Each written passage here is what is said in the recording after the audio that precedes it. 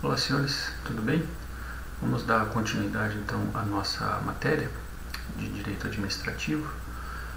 Na aula passada nós começamos o estudo a respeito dos bens públicos, uma parte geral dos bens públicos, conceituação, regime jurídico, classificação, afetação, desafetação, né?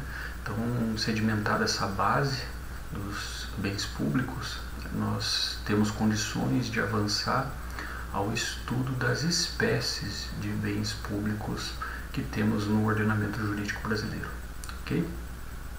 Então, da mesma forma que procedemos na aula passada, foi produzido um PowerPoint, né, como um guia mestre, né, da nossa aula, né, que já está disponibilizado no AVA para os senhores, referente à aula de hoje. Tá? Ali vai conter os tópicos que nós conversaremos na aula de hoje. Também ali deixo registrado qual é a situação e problema que colocarei para vocês no fórum para que vocês discutam um determinado prazo. Tá? E também colocarei lá uma atividade avaliativa, também tem um prazo para fazer, okay? Para elaborar, responder. Tudo bem? Continuamos também a seguir, apenas como indicação, né, a obra de Direito Administrativo da professora Miriam, que consta da biblioteca virtual da universidade, okay, que nós já utilizamos na aula passada. Ainda estamos falando de bens públicos, evidentemente, então permanecemos no mesmo capítulo, só que agora conversaremos especificamente a respeito das espécies de bens públicos. Bom? Então, caso vocês já tenham o PowerPoint aí já baixado no seu celular, no seu computador, por gentileza abram para que a gente possa acompanhar em conjunto, né? Então, ali no primeiro slide está o título da nossa aula, né? Espécies de bens públicos. Essa aula que nós estamos dando agora, ela é do dia 31 de março de 2020, tá? Refere-se a esse dia, tá bom? Então ali está a indicação da biblioteca virtual. Evidentemente que essa indicação do livro da biblioteca virtual não prejudica, né, nem substitui as referências que constam do plano de ensino, como eu já havia alertado os senhores. Tá bom? Bom, no segundo slide consta o conteúdo que nós vamos trabalhar na aula de hoje, que é aquilo que eu escreveria na lousa para vocês, tá? Então nós vamos fazer uma breve introdução a respeito das espécies dos bens públicos e depois ingressaremos efetivamente nessas modalidades, né? Conversaremos sobre terras devolutas, conversaremos sobre terras indígenas, faixa de fronteira, plataforma continental, terrenos de marinha, terrenos reservados, ilhas e jazidas e minas, ok? Em relação ao fórum, que consta já no terceiro slide, né? Ali tem o fórum, né? Que eu fomentarei a discussão entre vocês, a participação entre vocês e logo em seguida uma atividade avaliativa de caráter dissertativo, tá bom? Bom, feitas estas considerações iniciais, né? Antecipando, né, o que nós vamos estudar na aula de hoje, vamos dar início então ao conteúdo da nossa aula, né? Espécies de bens públicos. Então vamos lá. Nós vimos na aula passada, né, apenas uma rememoração do que estudamos, que os bens públicos são todos aqueles bens móveis e imóveis cuja titularidade está no domínio de pessoas jurídicas de direito público, né? Quem são as pessoas jurídicas de direito público? A União, Estado, Distrito Federal, municípios, suas autarquias e as fundações de direito público. Tá? Então, os bens dessas pessoas jurídicas, eles são considerados bens públicos. Também isso por força lá da disposição de artigo do Código Civil, né, que nos dá o conceito legal de bens públicos. Né? Os bens públicos, eles podem ser classificados de várias formas, né? Então, na aula de hoje nós vamos estudar as espécies desses bens públicos, né, que compõem o patrimônio da União, que são de propriedade dos Estados-membros, do Federal, dos municípios, suas autarquias e suas fundações, né? Bom, A especificação dos bens públicos, ela se encontra espalhada em diversos diplomas normativos do ordenamento brasileiro. Okay? O que eu quero dizer é que não existe assim uma norma, uma lei específica, a lei número tal do ano tal, que preveja e dê o tratamento de todos os bens públicos do Brasil. Não. Cada uma dessas espécies de bens públicos, elas têm a sua regulamentação por leis específicas, né? Leis específicas. Algumas são posteriores a 88, outras são anteriores a 88, mas embora tenham sido confeccionadas, publicadas, promulgadas antes de 88, foram recepcionadas pela Constituição e, portanto, são formal e materialmente constitucionais. Tá?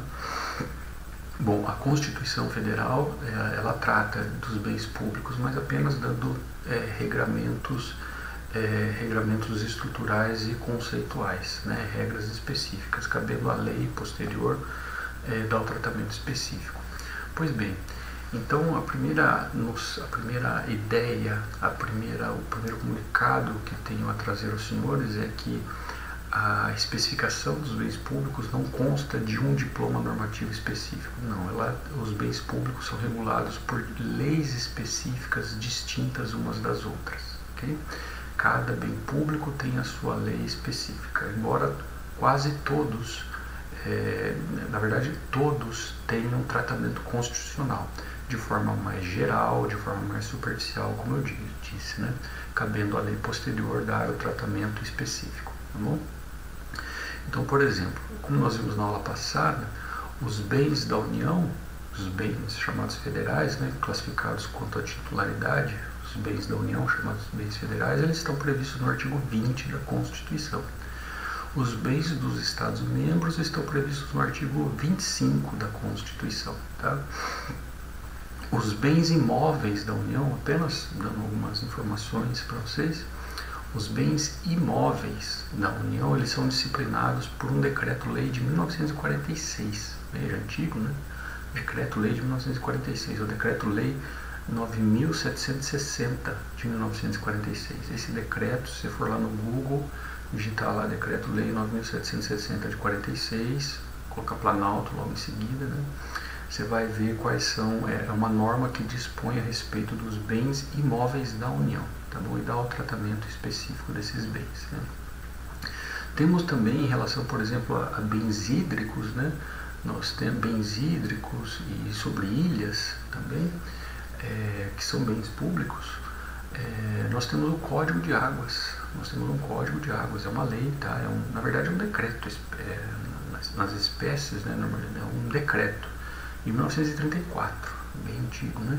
É o decreto 24.643 de 34, né? Que trata das águas públicas, né? Mas também dá um tratamento a respeito das ilhas, tá bom? Então veja, só dando alguns exemplos para vocês, né? Os bens imóveis da União tem uma norma específica, as águas públicas e ilhas têm uma norma específica, a plataforma continental tem uma norma específica, os terrenos de marinha tem norma específica, a faixa de fronteira também tem norma específica. Quando eu falar a respeito de cada um deles, eu cito qual é a legislação que os regula individualmente, tá bom? Bem, então, feita essa apresentação inicial, quais são as espécies de bens públicos que nós vamos estudar hoje? Bom, está no materialzinho, desculpe.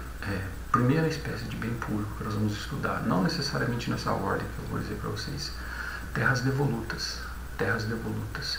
Imagino que alguns dos senhores já devam ter ouvido essa expressão, né? Terras devolutas. O que será que é isso? Bom, é um bem público, depois a gente vê um pouquinho melhor, tá? Segunda espécie de bem público, as terras indígenas. As terras indígenas, terras ocupadas pelos índios, elas também são bens públicos, tá bom? Vamos ver quais são as características dessas terras indígenas, né? São bens públicos. Faixas de fronteira, também uma faixa limítrofe terrestre, limítrofe com os países, né? Sobre a qual incide um regramento jurídico específico, né? Isso também é bem público, Tá? Então, faixa de fronteira, plataforma continental, também é um bem público, terrenos de marinha, também é um bem público, terrenos reservados, é um bem público, também as ilhas e as jazidas e as minas. Então, esses serão os bens públicos que nós vamos estudar hoje. Terras devolutas, terras indígenas, terrenos de marinha, terrenos reservados, plataforma continental, faixa de fronteira, ilhas, jazidas e minas, ok? Então, vamos dar início ao estudo das terras devolutas. Terras devolutas. Bom, o que significa terra devoluta? O que é esse negócio devoluta, né? Devoluto vem da expressão devolver, né? Então, terra devoluta seria aquilo, é uma terra que foi devolvida. É uma terra que foi devolvida. Era de alguém e acabou, na verdade não era aquela de alguém, não era de ninguém, era uma terra sem dono e acabou tendo sido devolvida. Devolvida para quem? Para o Estado. Tá? Para o Estado. Juridicamente, né, as terras devolutas são aquelas que são bens públicos, como eu já disse para os senhores, que não pertenciam a alguém, foram devolvidas ao patrimônio público e que elas não têm destinação nenhuma, elas não têm nenhum uso público, tá bom? Elas não têm nenhum uso público, tá? Essas são as terras devolutas. Caso vocês queiram anotar um conceito, terras devolutas são todas as terras existentes no território brasileiro, né? Evidentemente, isso se limita ao território brasileiro, né? São todas as terras que existem no território brasileiro e que não se incorporaram de forma legítima,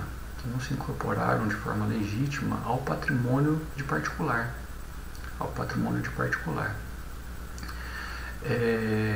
e por isso foram devolvidas ao Estado, ou aquelas que já constam no patrimônio público, mas não são afetadas a nenhum uso público, né? Não são destinadas a nenhum uso público.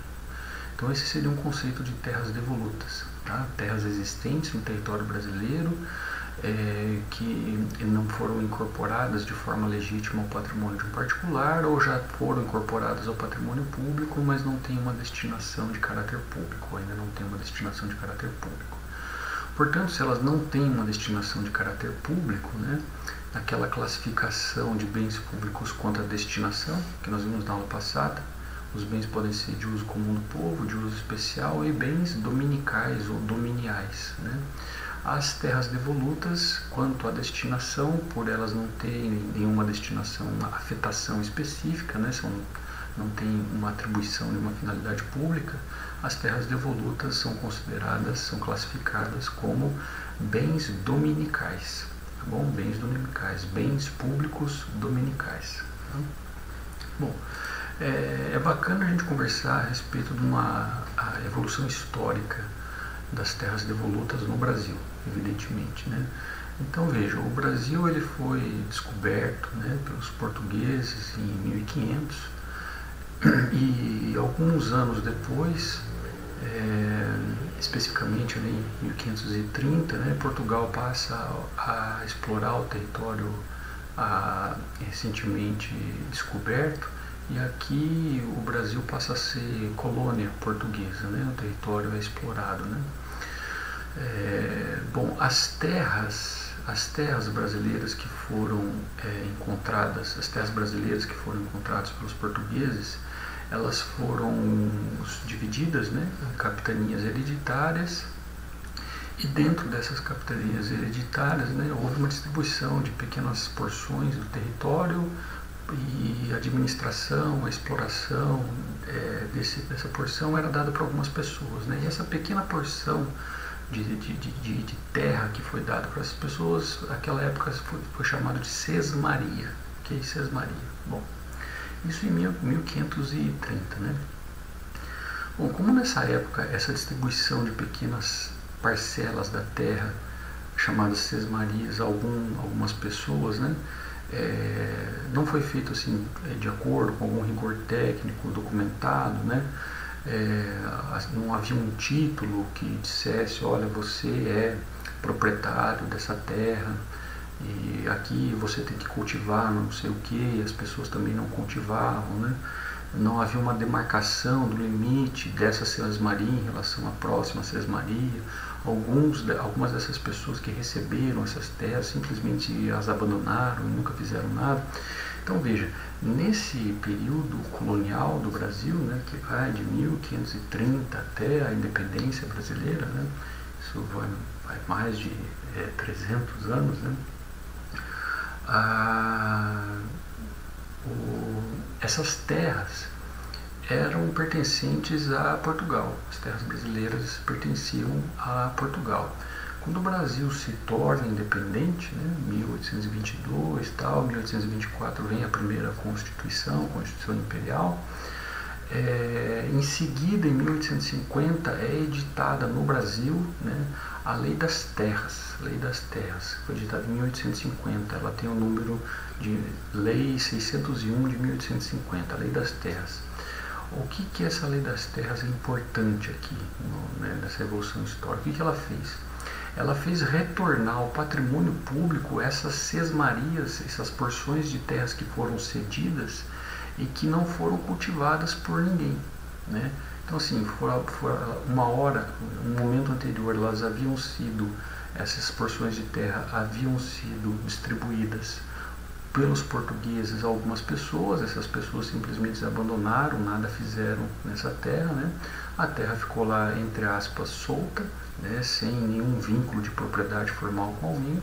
Quando se cria o Estado brasileiro, é necessário fazer uma regularização dessas terras espalhadas pelo Brasil, e é através dessa Lei das Terras é que se impõe o seguinte, né?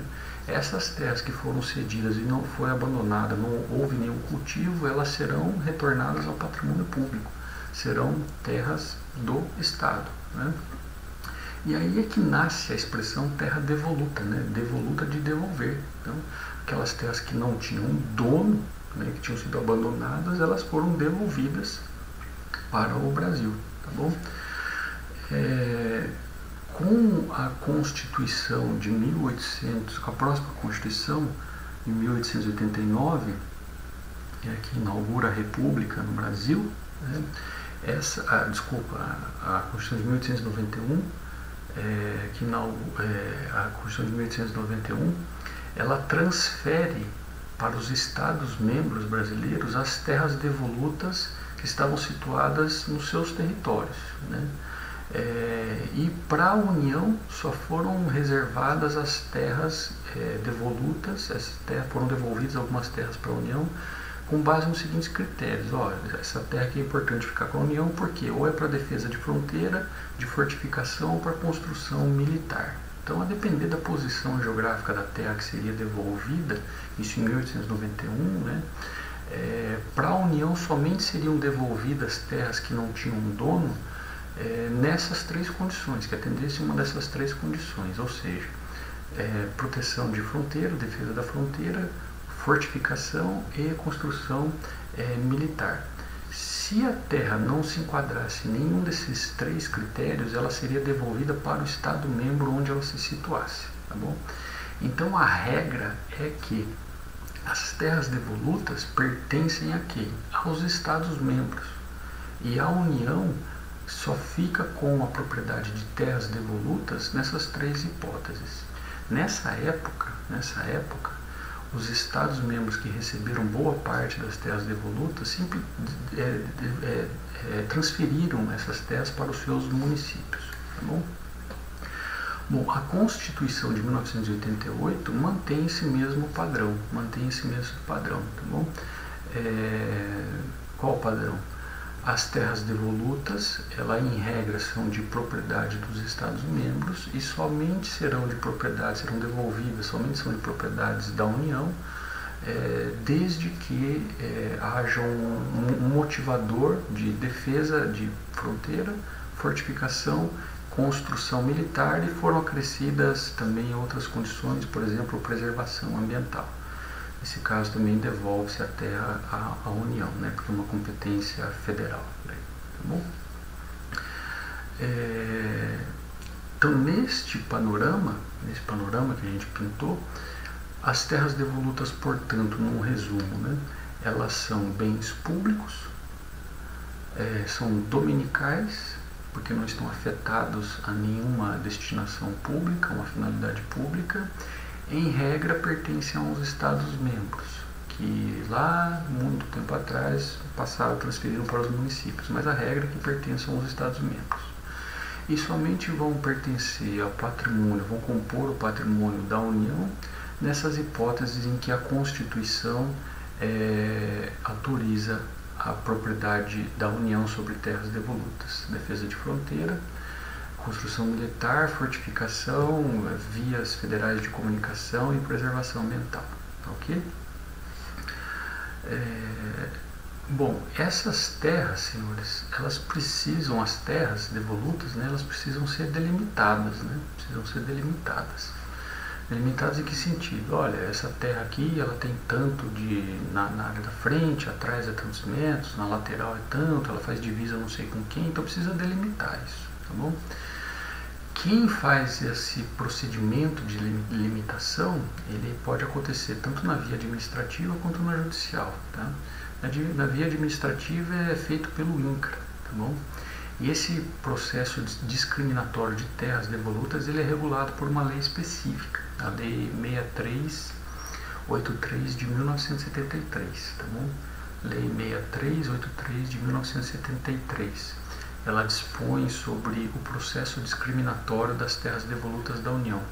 Ela admite um procedimento, uma fase administrativa e uma fase judicial desse processo. E ele é conduzido pelo INCRA, tá bom? Ele que tem competência no âmbito federal para fazer a delimitação das terras devolutas. Aí, em relação aos Estados-membros, né, em relação às terras devolutas que pertencem aos Estados-membros, aí vai variar a competência de acordo com a estrutura administrativa do Estado. Okay? Então, isso são terras devolutas. Vamos passar então para a próxima espécie de bens públicos, que são as terras ocupadas pelos índios, ou as também chamadas de terras indígenas, terras ocupadas pelos índios ou as terras indígenas. Bom, em relação aos índios, senhores, a Constituição Federal reservou um capítulo para eles, né? Um capítulo, não para eles. O capítulo 7º da Constituição Federal trata da ordem social, tá? E dentro desse capítulo da ordem social, a Constituição dá o tratamento aos índios, tá? E em relação aos índios, a Constituição, ela disciplina as terras que são ocupadas pelos índios, tá bom? Então vá lá na sua Constituição e abra a Constituição no artigo 231, no artigo 231, tá bom? Nós vamos ler o parágrafo 1º do artigo 231, vocês podem ler em conjunto comigo, né? As terras tradicionalmente ocupadas pelos índios, elas são as seguintes terras, né, que são terras ocupadas pelos índios. Aquelas que são pelos índios habitadas em caráter permanente, aquelas que são utilizadas para suas atividades produtivas, né, plantio, tal. As terras também que são dos índios, né, são ocupadas pelos índios, também são as imprescindíveis à preservação dos recursos ambientais necessários ao bem-estar dos indígenas e as terras necessárias à sua reprodução física e cultural, segundo obedecendo seus usos, costumes e tradições. Então, veja, pela dicção do artigo 231 da Constituição Federal, as terras indígenas são aquelas que são habitadas permanentemente pelos índios, aquelas que são usadas para cultivo, aquelas que são usadas para preservar os recursos ambientais para o bem-estar indígena e aquelas usadas para reprodução física e cultural segundo seus usos e costumes, tá bom? Mas o que é importante dizer? Essas são terras que são ocupadas pelos indígenas, essas 4, tá bom? Mas quem é proprietário dessas terras? São os índios? Não, senhores. vão até o artigo 20 da Constituição, que arrola quais são os bens da Constituição. Vai lá no artigo 20, volta lá no comecinho, o artigo 20 da Constituição. Segundo o artigo 20 da Constituição, as terras que são ocupadas pelos índios, também chamadas terras indígenas, são bens da União, senhores. São bens da União. O proprietário dessas terras é a União. E compete à União fazer a demarcação dessas terras indígenas, né? Fazer a demarcação. Olha, as terras indígenas voltadas para essas 4 finalidades, né? Ela está nessa área aqui, ó, tanto de frente, tanto lá para trás, nas laterais. Essa aqui é a terra indígena, tá bom? Embora seja um bem da União, um bem público federal, compete à União fazer essa demarcação, a Constituição assegura aos índios a posse permanente dessas terras. Então eles são possuidores permanentes dessas terras. E a Constituição, além de lhes conferir a posse permanente dessas terras que ocupam e que são demarcadas, né, delimitadas pela União, a Constituição também lhes assegura o usufruto exclusivo das riquezas que tem no solo, nessa área, dos rios que porventura esteja dentro dessa área, e dos lagos que estão dentro dessa área que ocupa. Então veja, terra indígena, terra que é tradicionalmente ocupada pelo indígena, é voltada para aquelas 4 finalidades, ok? Para que eles possam nela habitar de forma permanente, né? Reproduzir-se fisicamente a sua cultura, fazer a sua subsistência, atividades produtivas, etc. e tal. Mas quem é proprietário é a União. E a União tem que fazer a delimitação. E nessa área delimitada, a União, quem é o possuidor direto e permanente dessas terras são os índios. E a Constituição assegura aos índios o usufruto exclusivo, quer dizer, exclusivo só deles, exclusivo das riquezas que tem nesse solo, nos rios e nos lagos que estão dentro dessa área limitada chamada de terras indígenas. Vocês entenderam? Ainda, a Constituição Federal estabelece que essas terras indígenas, né, que são de propriedade da União, mas ocupadas permanentemente pelos índios, elas são inalienáveis, indisponíveis e imprescritíveis, ok? Assim como os demais bens públicos, o regime jurídico de bens públicos que a gente estudou na aula passada, né? Eles são inalienáveis, indisponíveis e imprescritíveis. Veja, lá na aula passada nós estudamos que os bens públicos de fato são inalienáveis, sim, desde que eles estejam afetados a alguma finalidade pública, né? Um bem de uso comum do povo ou de uso especial. Na medida em que ele se torna um bem dominical, um bem desafetado, ele pode ser alienado na forma da Lei 8666. Tá? Já as terras indígenas são inalienáveis, okay? Inalienáveis, são indisponíveis. Não pode se dispor a respeito dessas normas, não posso locar, não posso emprestar, etc. e tal. E também não se adquire a propriedade disso daí através de uso capião, pelo decurso do prazo, portanto elas são imprescritíveis também. Tá bom? Um dado importante é que no artigo 231, parágrafo 5º da Constituição, ali consta, artigo 231 ainda, parágrafo 5º, ali consta um princípio muito importante quando a gente conversa a respeito de terras indígenas, né? Que é o princípio da irremovibilidade dos índios de suas terras, tá bom? Os índios, eles não podem ser removidos das terras que ocupam, okay, pelo Estado, exceto nas hipóteses do próprio parágrafo 5º que nós vamos ler agora. Então volte lá no artigo 231, ache o parágrafo 5º e vamos ler em conjunto, né? Então diz assim: a remoção de grupos indígenas de suas terras, das terras que ocupam, é proibida, salvo se tiver referendo do Congresso Nacional nas hipóteses de catástrofe ou epidemia que põe em risco a população indígena, ou no interesse da soberania do país após deliberação do Congresso Nacional, garantido em qualquer hipótese o retorno imediato logo que cesse o risco. Então veja, os índios eles são inamovíveis das terras que ocupam, só podem sair daquelas terras desde que haja uma calamidade ou uma situação, uma epidemia que impõe em risco a população indígena. Aí eles podem ser retirados dali. Mas para serem retirados, além de ter esses dois autorizadores, um desses dois autorizadores precisa da deliberação do Congresso Nacional. Então, com a chancela do Congresso Nacional, aí eles podem ser retirados. E na medida em que acabe a situação de risco, de catástrofe ou de epidemia que ensejou a sua retirada, cessadas essas causas, eles retornam para suas terras. Tudo bem? Então, isso é o que a gente tinha para conversar a respeito das terras indígenas. Vamos na sequência na nossa matéria e agora vamos ao próximo bem público, que são as faixas de fronteira. Faixas de fronteira, tá bom? As faixas de fronteira, elas estão previstas, né, tem um regramento no parágrafo 2º do artigo 20 da Constituição Federal, tá bom? No parágrafo 2º do artigo 20 da Constituição Federal, e também são regulamentadas por algumas leizinhas, tá bom? A principal delas é a Lei 6634 de 1979, 6634 de 1979, tá bom?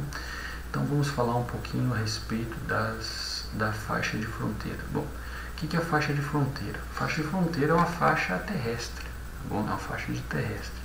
Ela tem uma área de 150 km de largura, 150 km de largura, e percorre a fronteira terrestre do Brasil, né, com os outros países, né? Então, assim, se você puder aí no teu computador abrir um mapa do Brasil, não só do Brasil, mas dos países em que ele faz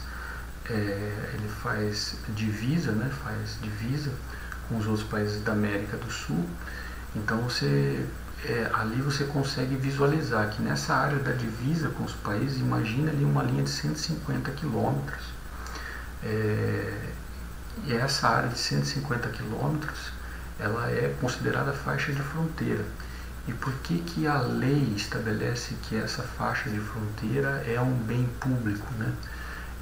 Qual que é a razão pela qual que leva o legislador a delimitar essa área de 150 quilômetros limítrofe com outros países, ali Argentina, Paraguai, Bolívia, Peru, Colômbia, Venezuela, tal, como faixa de fronteira?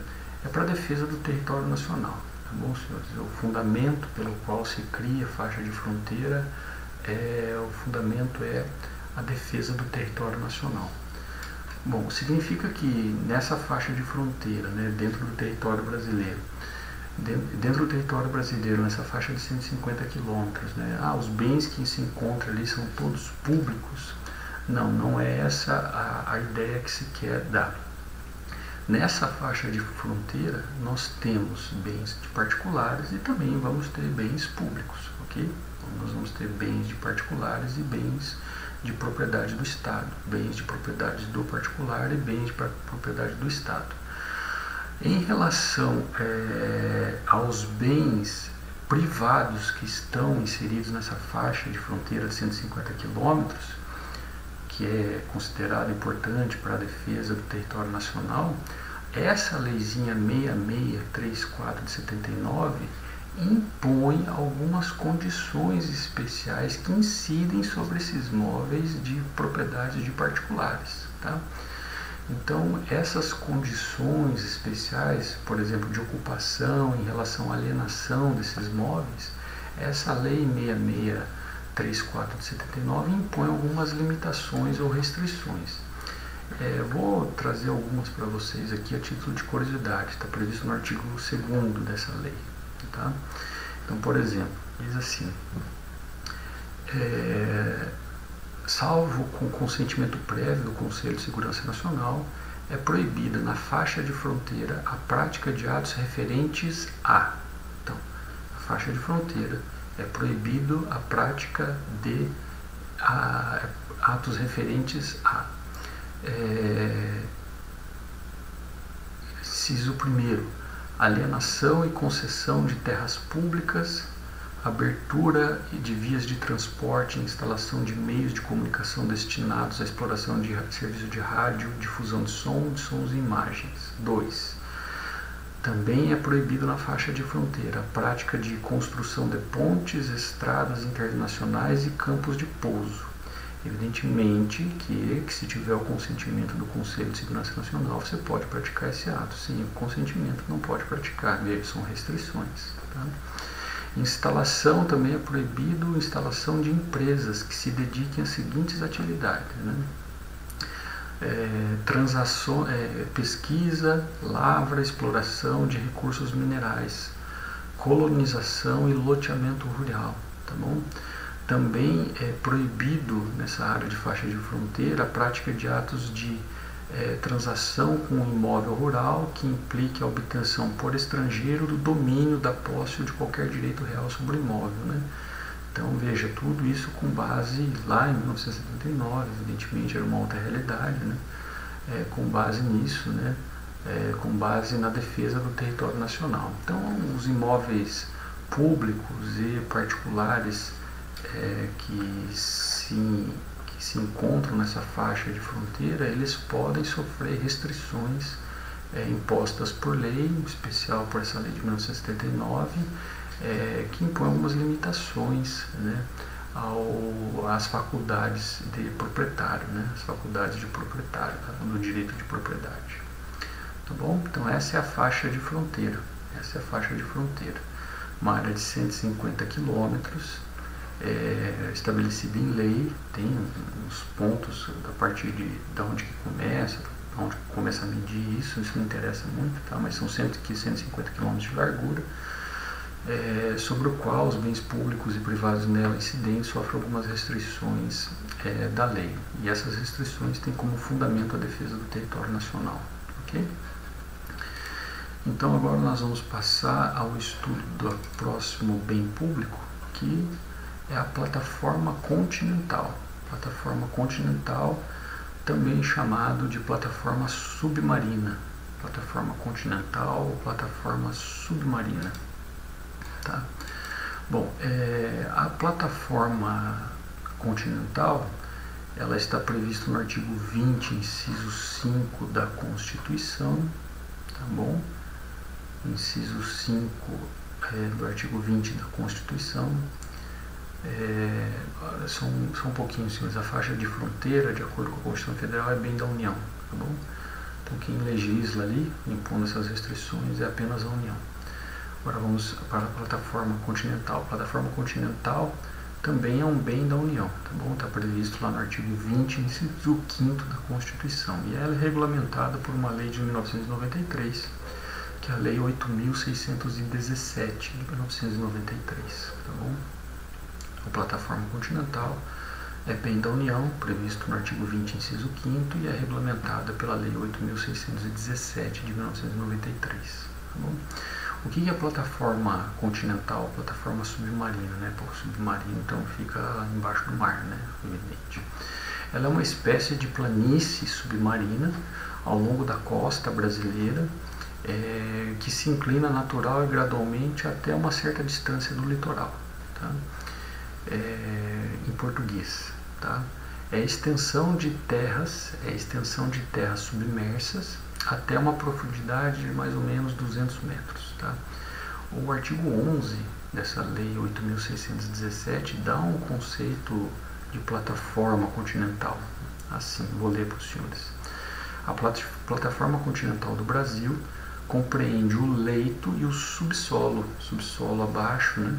O subsolo das áreas submarinas que se estendem além do seu mar territorial em toda a extensão do prolongamento natural do território terrestre até ao bordo exterior da margem continental ou até uma distância de 200 milhas marítimas da linha de base, a partir das quais se mede a largura do mar territorial, nos casos em que o bordo exterior não atinge essa distância. Então veja, a doutrina dá um conceito um pouquinho mais enxuto, né, porque esse é um conceito bem técnico, né, dá um conceito mais enxuto para fim que a gente possa ter uma ideia do que é plataforma. a plataforma continental é essa extensão de terra submarina até uma profundidade de cerca de 200 metros. Então, ao longo da costa brasileira, ao longo da costa marítima brasileira, é como se você pegasse ali do ponto da distância do litoral para dentro do mar 200 metros.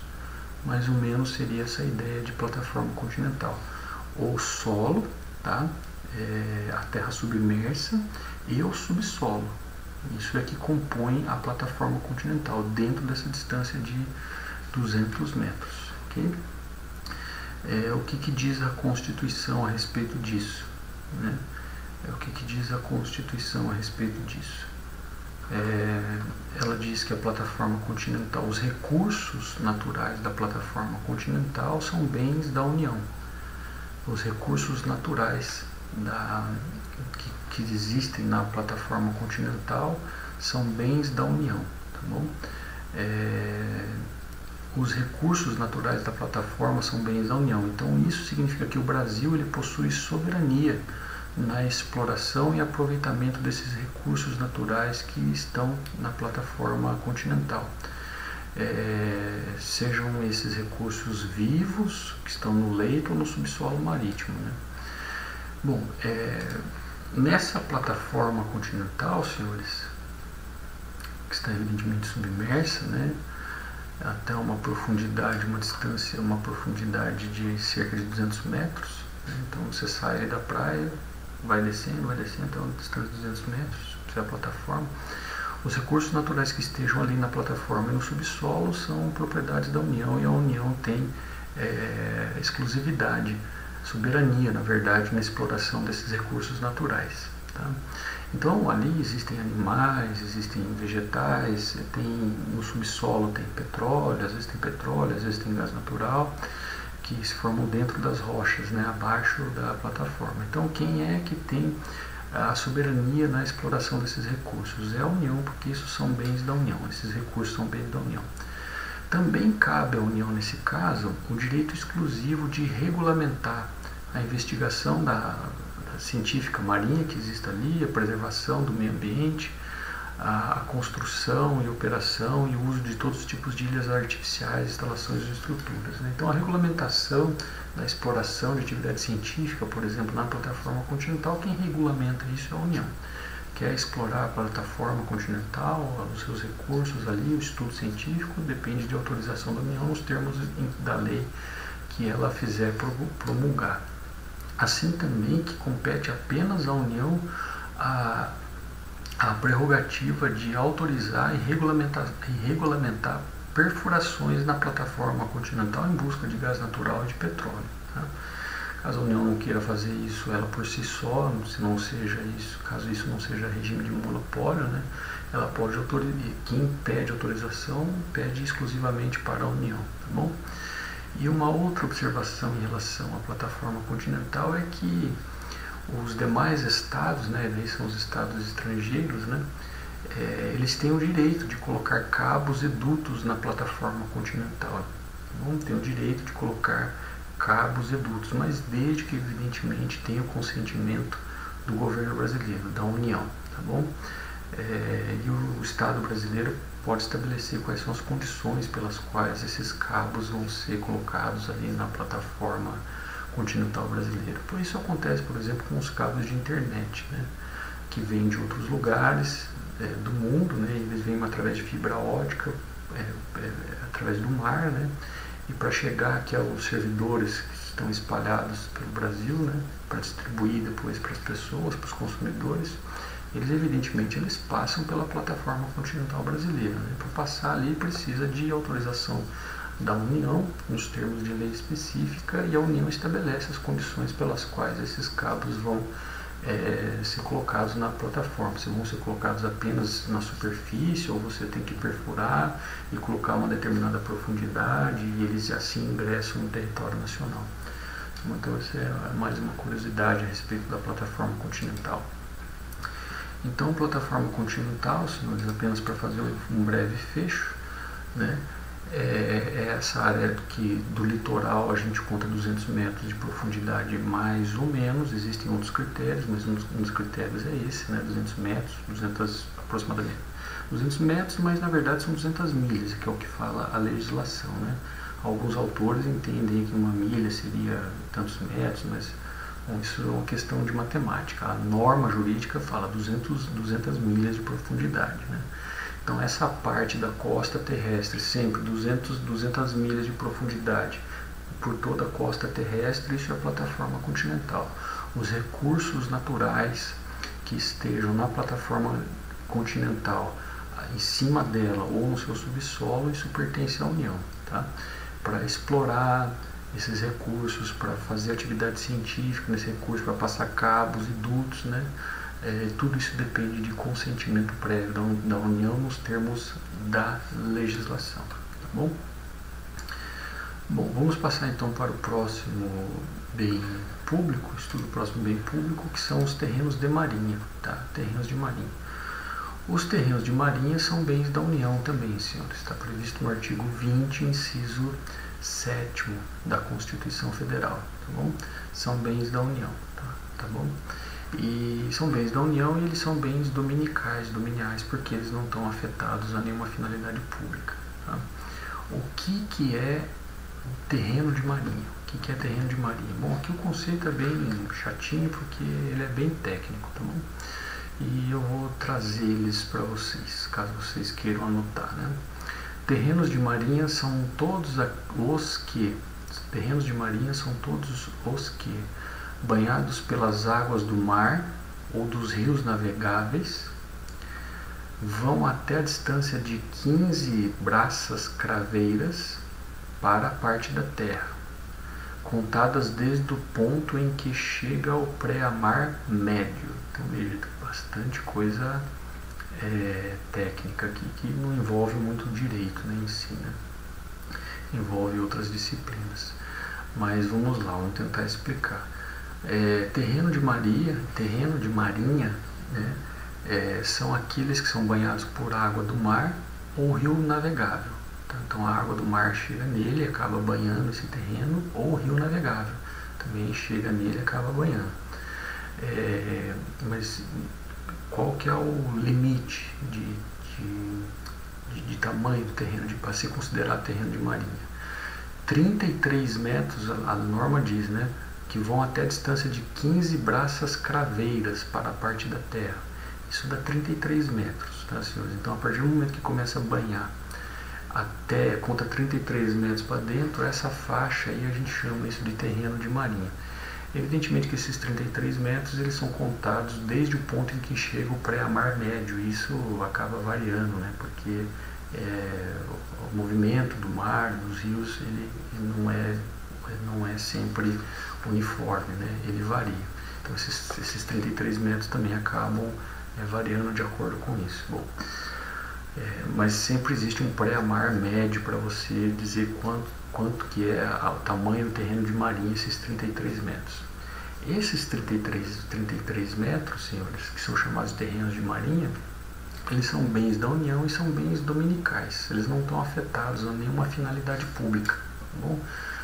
Nem a prestação de um determinado serviço público e nem é bem de uso comum do povo. Porque eles não podem ser utilizados indistintamente por todos, tá bom? Então veja, a propriedade desses bens é da União. Então os terrenos de marinha, eles são bens federais, cujo uso privativo, o uso, ele pode ser transferido para o particular. Pode ser transferido para o particular, nessa faixa de 33 metros, pode ser transferido para o particular. Então a União conservaria a propriedade direta do imóvel e passaria para o particular que quer explorar, usar esse terreno de marinha, apenas o domínio útil, né? Apenas o domínio útil. Mas para isso faria um contrato, né, com a União, e o particular que fosse explorar uma determinada faixa desse terreno de marinha pagaria uma certa quantia anual para a União. Esse nome desse contrato, na verdade, chama-se aforamento ou enfiteuse, tá bom? a utilização dos terrenos de marinha pelo particular, ela sempre se faz por esse regime de aforamento de enfiteuse, né, que são direitos reais, são espécies de direitos reais, né. Existia a enfiteuse até o Código Civil de 2002, hoje já não existe mais, mas a despeito disso ainda continua sendo praticado no direito brasileiro, porque há muitos particulares que têm propriedade útil sobre espaços de terreno de marinha. Tá? Então, assim, aquelas pessoas que têm casa próximo ali da beira-mar, né, dentro dessa faixa de 33 metros, né, eles de fato, se você olhar lá na propriedade, eles são proprietários, mas tem só propriedade útil, né, e eles têm que pagar todo ano para a União um foro ou um laudêmio, né, tem que pagar um foro ou um laudêmio, né, como se fosse uma espécie de taxa, mas não taxa no sentido tributário, tá bom? Então, nesses casos, né, a União pertence ao domínio direto do terreno de marinha, que pode transferir ao particular ou o seu uso privativo. Mas todo ano esse particular vai ter que pagar um foro ou uma pensão, né, para a União. Tudo bem? Então é isso aí que é terreno de marinha. Tá bom? Vamos passar para a próxima espécie de bens públicos, que são os terrenos reservados. Eles são regulamentados, atualmente, né, eles são regulamentados pelo Código de Águas, que é o decreto, atualmente, né, eles foram definidos pelo Código de Águas, que é de 1934, né, o decreto 24643, de 1934. E o artigo 14 do Código de Águas conceitua os terrenos reservados como aqueles que são banhados por correntes navegáveis fora do alcance das marés e que vão até a distância de 15 metros para a parte da terra, contando do ponto médio das enchentes ordinárias. Então aqui mais uma vez você tem algumas expressões cujo entendimento depende de outra área do conhecimento, mas aqui é bem diferente, né, do terreno de marinha. O terreno reservado é diferente do terreno marinho. O terreno de marinha são 33 metros, né, para a parte da terra, mas essa parte da terra é banhada por água do mar ou rio navegável. Terreno reservado, não. Terreno reservado são 15 metros para a parte da terra, e esses terrenos são banhados por correntes navegáveis fora do alcance das marés, né? Então rios, né? Então 15 metros para dentro a gente chama isso de terreno reservado, tá bom? Então se o terreno marginal ao rio, né, o terreno ao lado, né, à margem do rio, ele for influenciado para a maré, esse terreno é terreno de marinha, né? São 33 metros. Se esse terreno não tiver influência de maré, isso é um terreno reservado, ele só tem o espaçamento de 15 metros. Tá? Os terrenos reservados, senhores, eles pertencem aos estados-membros, tá bom? Salvo se por algum título legítimo eles forem de domínio federal, municipal ou até mesmo particular. Tá? Eles, a semelhança do terreno de marinha, eles são bens dominicais ou dominiais, eles não estão afetados a nenhuma finalidade pública, tudo bem? Então, assim, veja, os terrenos reservados, eles podem ser tanto bens públicos ou particulares, né? Quando eles forem particulares, o poder público autoriza que o particular utilize, né, através do regime de aforamento. Tá bom? E se eles forem bens públicos, eles pertencem aos estados e são bens dominiais. Tá bom? Vamos agora passar para o estudo das ilhas. Tá bom? O que é ilha, senhor? Ilhas é uma porção de terra cercada por água de todos os lados. Então, ilha é uma porção de terra que é cercada por água de todos os lados, né? E as ilhas, elas podem ser classificadas, né, do ponto de vista da geografia, em marítimas, né, está no mar, fluvial, no rio, ou são lacustres, estão dentro de uma lagoa ou de um lago. Então as ilhas, elas podem ser marítimas, estão no mar, fluviais, estão dentro de rio, ou lacustres, estão dentro de lagoas ou de lagos, tá bom? As ilhas marítimas, elas podem ser costeiras ou podem ser oceânicas, né? Costeiras quando elas resultam do relevo continental, do continente mesmo, né? Então estão ali na costa ou estão na plataforma submarina, né? Que é aquela distância que eu já disse para os senhores. Quando está fora dessa plataforma submarina, a gente chama essa ilha marítima de oceânica, porque daí está lá no oceano. Então as ilhas marítimas estão no mar, elas podem ser costeiras ou podem ser oceânicas, ok? As ilhas marítimas, a regra é que a propriedade dela seja da União, Só tem uma exceção, em relação à ilha marítima costeira, porque se na ilha marítima costeira for sede de município, quem é proprietário dele é o município, tá bom? Então a gente tem algumas ilhas no Brasil que são sedes de município. Então, nesses casos, essa ilha não é propriedade da União, embora seja marítima, não é propriedade da União, é propriedade do município, porque ela funciona como sede do município. Né? Ilhas fluviais, né? Fluvial é aquela que se forma pela bifurcação de rios, né? Ou se forma nos braços dos rios, né? As ilhas fluviais, elas são, se os rios são limítrofes entre países, elas pertencem à União. Caso contrário, elas pertencem ao Estado membro, onde passa o rio. Okay? E as ilhas podem ser lacustres, situadas em lagoas. Aqui o critério também é o mesmo, né? Se essa lagoa é limítrofe com outro país, essa ilha que está dentro dessa lagoa limítrofe com outro país, a ilha é da União. Se não, é do Estado membro a que ela faz parte. Tá bom? As ilhas, elas podem ter natureza de bens dominicais ou bens de uso comum do povo. Tá? Elas podem ser bens dominicais, não está afetado a nenhuma finalidade pública, né? Por exemplo, elas são utilizadas para preservação ambiental, então não há nenhuma exploração nem nada disso, né? Então ela é um bem dominical ou ela pode ser bem de uso comum do povo, tá bom?